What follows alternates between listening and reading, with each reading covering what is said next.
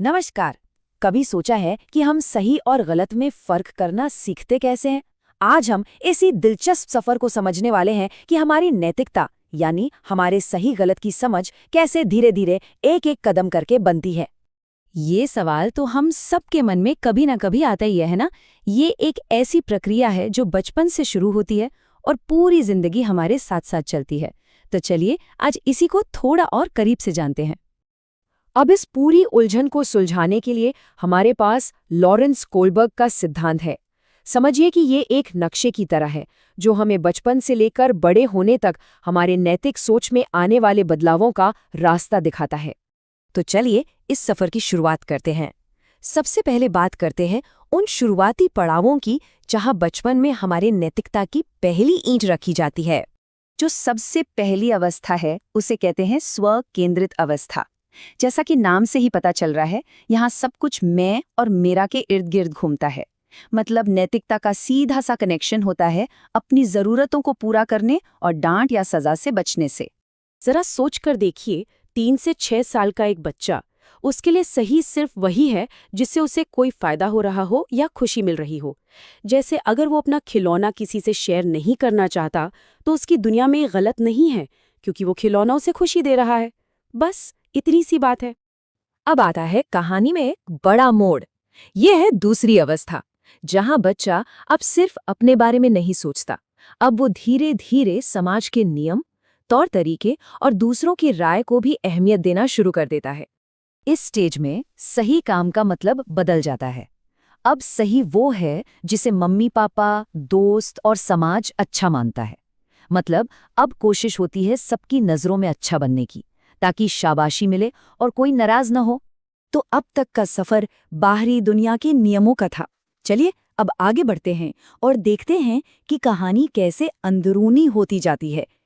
किशोरावस्था में आकर इंसान बाहरी नियमों से आगे निकलकर अपने अंदर झांकना शुरू कर देता है। और यहीं पर आता है सबसे बड़ा बदलाव।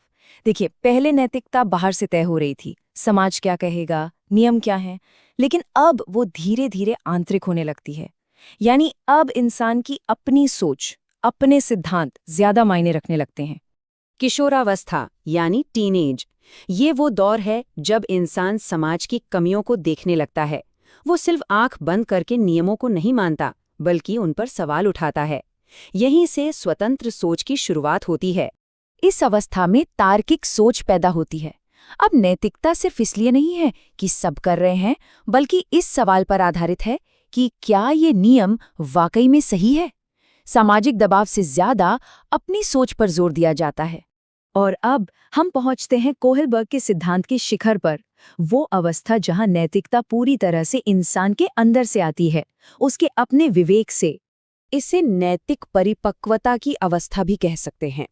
यहाँ पर जो नैतिक मूल्य होते हैं वो सिर्फ माने नहीं जाते, बल्कि वो इंसान के चरित्र का, उसकी पहचान का एक मजबूत हिस्सा बन जाते हैं। इस सबसे ऊंची अवस्था में व्यक्ति अपने बनाए हुए पक्के उसूलों के आधार पर फैसले लेता है। ये फैसले तर्क पर आधारित होते हैं, न कि सिर्फ भावनाओं पर या इस बात पर कि बाहर वाले क्या सोचेंगे। अच्छा, तो ये सारी अवस्थाओं की थ्योरी तो हमने समझ ली, लेकिन सवाल ये है कि इसका हमारी असल जिंदगी में क्या काम? मतलब ये सब जानना हमारे लिए क्यों जरूरी है? चलिए अब इस पर बात करते हैं। सबसे बड़ी बात यह है कि ये जानकारी पेरेंट्स और टीचर्स के लिए एक बहुत ही शक्तिशाली टूल की तरह है, जिससे बच्चों को बेहतर ढंग से गाइड किया जा सकता है। देखिए कितना सीधा सा हिसाब है। जब बच्चे बहुत छोटे होते हैं तो इनाम और सजा का तरीका सबसे अच्छा काम करता है। फिर जैसे जैसे वो बड़े होते हैं, उनके लिए समाज की प्रशंसा, तारीफ और साफ सुथरे नियम ज्यादा मायने रखते हैं। और जब वो किशोरावस्था में आते हैं तो उनके साथ तर्क और बहस करके उन्हें अपने खुद के सिद्धांत बनाने में मदद करनी चाहिए। तो कुल मिलाके बात यह है कि नैतिकता सिखाने का कोई एक फिक्स फॉर्मूला नहीं है। जैसे एक पौधा जब छोटा होता है तो उसे अलग देखभाल चाहिए और बड़ा होने पर अलग, ठीक वैसे ही बच्चों के नैतिक विकास के हर पड़ाव पर हमारे सिखाने का तरीका भी बदलना चाहिए। और अंत में एक सवाल सबके सोचने के लिए, आज के इस दौर में जहां इतनी सारी उलझनें और मुद्दे हैं, लोगों को नैतिक विकास की इस सबसे ऊंची अवस्था तक पहुंचने में मदद करना कितना जरूरी है? इस पर विचार जरूर कीजिएगा। हमारे साथ जुड़ने के लिए धन्यवाद।